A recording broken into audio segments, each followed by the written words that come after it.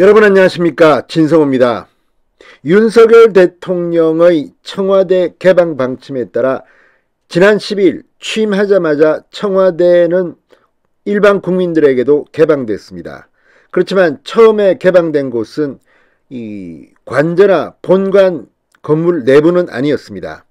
자, 이 한국에서 가장 아름다운 정원이라는 이 청와대 경내를 국민들은 볼 수 있었습니다.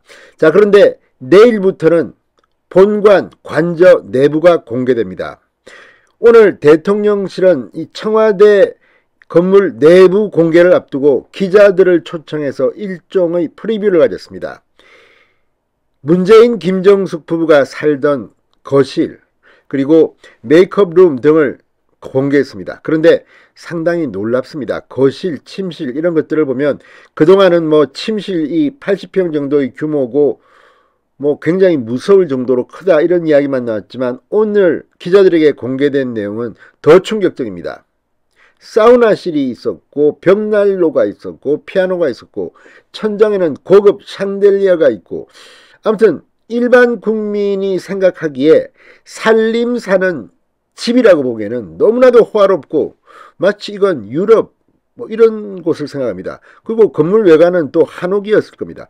자, 이걸 보면 왜 문재인 전 대통령이나 문재인의 사람들이 청와대 개방을 그렇게 두려워했던가, 그렇게 청와대 개방을 하는 윤석열 대통령을 험담했던가를 알 수 있습니다. 생각보다 너무나도 호화롭습니다.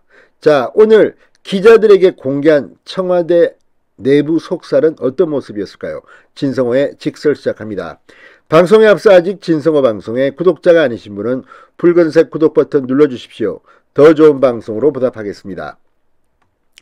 자, 대통령 가족들이 거주해 가장 은밀했던 공간이 내일부터 공개됩니다. 자, 하루 앞두고 오늘 기자들에게 먼저 공개했습니다. 상당히 놀랍습니다. 오늘 공개한 곳은 대통령과 영부인 집무실이 있던 청와대 본관은 물론 이 살림집이죠. 살았던 관저 내부를 공개했습니다. 청와대 안쪽에 있는 관저는 전통 방식으로 지은 기역자형 형태의 건물이었습니다. 관저 정문인 인수문을 통과해 오른쪽 입구에서 신발을 벗고 들어가니 가장 먼저 연회실이 보였다고 합니다.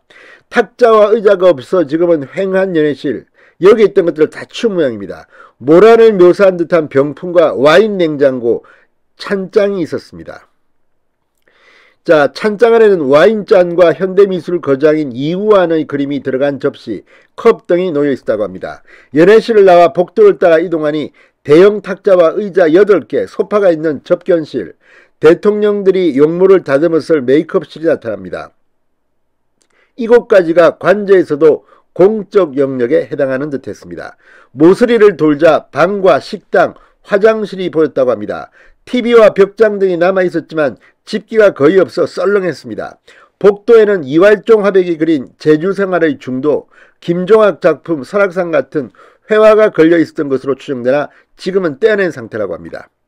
이활종 화백은 저도 참 좀 압니다. 제주도에 갔을 때 이활종 화백의 그 작은 차를 타고 여행을 한 적도 있습니다. 아주 지금은 뭐 성공해서 그때만 해도 그렇게 큰 성과는 없어요. 지금은 뭐 이활종 화백의 그림이 호텔, 골프장 여기저기 엄청나게 걸려 있습니다. 제주 생활의 이 민속적인 분위기가 있는 그런 그림들입니다. 김종학 작품은 아주 힘이 있습니다. 자, 문화재청 관계자는 그림은 별도 공간에 보관하고 있는 것으로 안다고 했습니다. 자, 관저에서 대통령이 생활했던 곳은 가장 안쪽에 있었습니다. 관저 정문에서 보자면 왼쪽 공간입니다. 정문 안쪽에서 의제 허백년 손자인 허달재가 꽃이 만발한 나무를 표현한 대형 그림이 있었다고 합니다. 대통령 거주 공간의 거실에는 벽난로와 피아노가 있었고 침실과 드레스룸을 비롯해 사우나실을 갖춘 화장실도 딸려 있다고 합니다. 화장실에 사우나실이 딸려 있다. 참 대단합니다.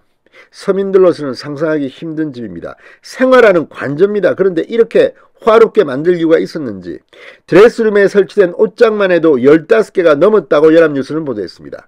옷장 15개 속에 얼마나 옷이 많았는지 이해가 잘 안됩니다. 옷장이 15개나 꼭 필요했을까요?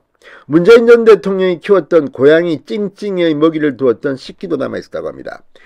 관저는 살림집이라고 하기에는 너무나도 넓었고 천장에 다양한 모양의 샹들리에가 있어 조명에 신경을 많이 썼음을 알 수 있었습니다. 샹들리에가 왜 이렇게 화롭습니까? 참 기가 막힙니다. 관저에 앞서 둘러본 본관도 넓었다고 합니다. 파란색 덧신을 신고 본관 동쪽 문으로 입장하니 가장 먼저 충무실이 보였는데 충무실은 대통령이 임명장수여 회의를 하는 공간입니다. 붉은색 카펫, 화려한 샹들리에, 복도를 따라 발걸음을 옮기자 서양식으로 꾸며진 인왕실이 나타납니다.